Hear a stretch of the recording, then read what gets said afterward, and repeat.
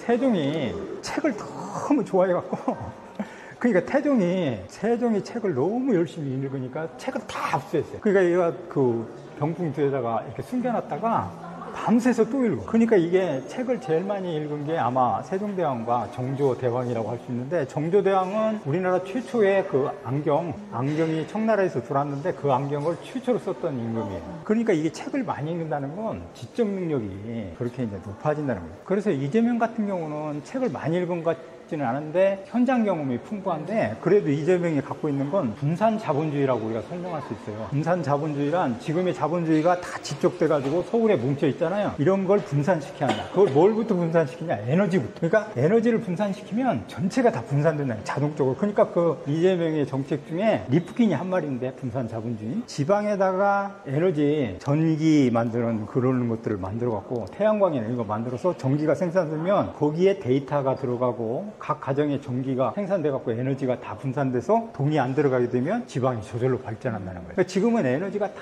뭉쳐 있어서 그게 집중돼 가지고 거기에서 이익이 발생하는데, 에너지를 분산시키면 모든 자본과 지방이 발전할 수 있다, 이런 전략입니다. 그걸 누가 얘기했냐? 리프킨이 얘기했기 때문에 이재명이가 그거를 받아들여서 지금의 한국 정치에 실현하고 있고, 그게 100조를 투자해 갖고 AI를 그와 같이 증진시킨다는 그런 정책과 맞다. 그러니까 김대중하고 좀 다르죠. 김대중은 제3의 물결, 그걸 받아들여서 집집마다 컴퓨터를 갖게 하고 인프라를 깔고 인터넷을 그와 같이 했는데, 그렇다면 이재명은 AI를 통해 가지고 분산 자본주의를 실현하겠다. 그렇게 되면 훨씬 더 생활이 윤택해질 겁니다. 제프님 오래 사셔야 됩니다. 저희 어머님도 백과사전 두꺼운 거를 제 앞에서 항상 숨기셨어요.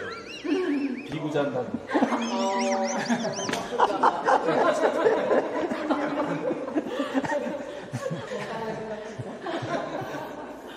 이게 제가 할 얘기가 많은데, 이렇게 이제 갑옷은 이걸 갖다 뭐라고 하는 거니? 두정이라고 불러요. 두정. 그러니까 못으로 생겼어요. 여기가 이렇게 생겼는데 못으로 이렇게 박는 거예요. 그런데 이 두정을 갑옷에 이렇게 속으로 다 넣어가지고 했는데, 외국의 갑옷을 이렇게 보면 이렇게 맞잖아요. 칼로 치거나 이러면 그 충격에 의해서 죽을 수 있어요. 그 화살을 맞아도 거기는 막 그 뚫리지 않으면 튕겨나가는 건데, 이게 힘이 세면 뚫고 들어가거든요. 근데 실험해봤어. 이 조선의 갑옷을 입고 그 화살을 쐈는데, 이 두정에 여기다가 속에 다 들어있고 이래가지고 방탄력이 있어. 뒤로 밀려. 그러니까 튕겨나가. 그래가지고 훨씬 더 안전한 갑옷이에요. 이게 조선시대 갑옷이 그래가지고 과학적이고 훨씬 더 서양의 갑옷보다도 뛰어난 그런 기능을 갖고 있어요. 그래서 이게 이제 그 조선시대 때 두정이라고 하는데, 무신들이 이렇게 입은 이 갑옷은 그런 장치들이 속에 들어있어가지고 탁 출렁하게 돼 있어요. 이렇게 용수철처럼 이렇게 튕기게. 그러니까 충격을 가서 화살이 탁 맞으면 탁 튀어나와요. 그러니까 그렇게 해가지고 자기 몸을 보호하는 이런 현명한 방식을 썼어요. 내가 이걸 썼더니 사극 작가가 그거 갖고 와 써가지고 그걸로 이제 사극에서 그 갑옷 그렇게. 겉으론 무거워 보이는 갑옷. 그 속엔 우리 조상님의 지혜가 담겨 있었습니다.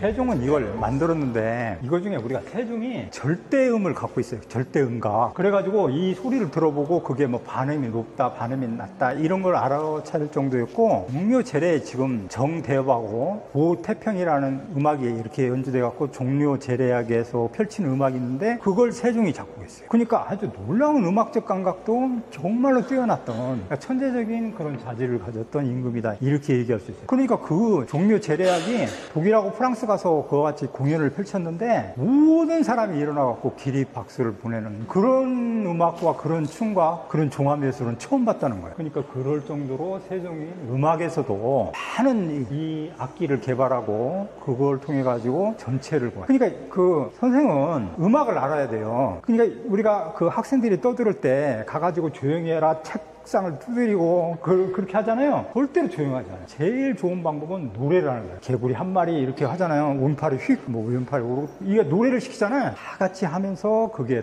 통합되는 거예요. 그러니까 조선시대 때 이 관료나 지식인들은 음악을 알았어요. 그러니까 화라는 건 전체를 아우르는 원리를 알아야 된다는 거예요. 그러니까 백성을 교화시켰는데 가장 중요한 수단이 음악이에요. 그러니까 음악을 모르고서는 전체를 아우르는, 화합하는 이런 기법을 모르는 거예요. 그래서 우리가 음악이 그래서 모든 이 가야금도 배우고 이렇게 검은고 이것도 하는 그 방식을 배우는데, 우리가 검은고 중에 고구려 음악 있잖아요. 검은고 타는 거 그거를 들어보시면 북한에서 그 작곡한 그 사람이 신가인가 뭐 그런 곡을 작곡했는데, 그 곡을 듣고 나면 고글의 기상을 저절로 느끼게 돼. 저렇게 박력 있고 음악 속에 말 타고 가면 기상과 그런 것들이 다 속에 숨어져 있어가지고 정말로 이렇게 순연하게 가다가 박진감이 적을 쳐들어가고 이렇게. 그러니까 이 원래 북이라는 건 사람의 심장의 소리예요. 그러니까 심장 전쟁에서 이용하는 건데 음악도 전쟁 이용할 때 적을 향해서 공격하라 이렇게 명령을 내린 다음에 북을 천천히 쳐.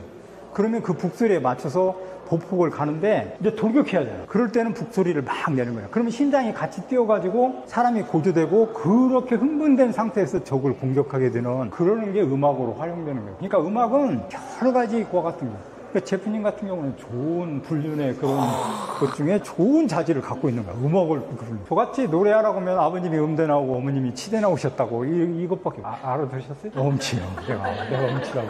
음을 다스려가지고 이렇게 하는 사람은 안 된다. 근데 조선시대 때 그게 성리학으로 음악을 그래서 알아야 된다. 선생님도 마찬가지고 음악을 통해서 화합하는 공감대를 형성하는 그러는 것들이 음악을 통해서 했다 하는 거예요. 그러니까 지혜로운 거예요. 알고 보면. 그래서 우리가 5,000년 역사 중에 지금이 한국이 제일 잘 사는 우리 5,000년 역사에 이렇게 한국을 뭐 알아주는 데가 별로 K-뷰티부터 시작해서 K-음악 세계적으로 가도 나는 제일 믿는 게 우리 사회가 더 발전할 거고 믿는 게 신뢰 때문에 그래. 지갑을 여기다 놓고 가도 다 주워가지 않아. 미국은 있어도 가져간대.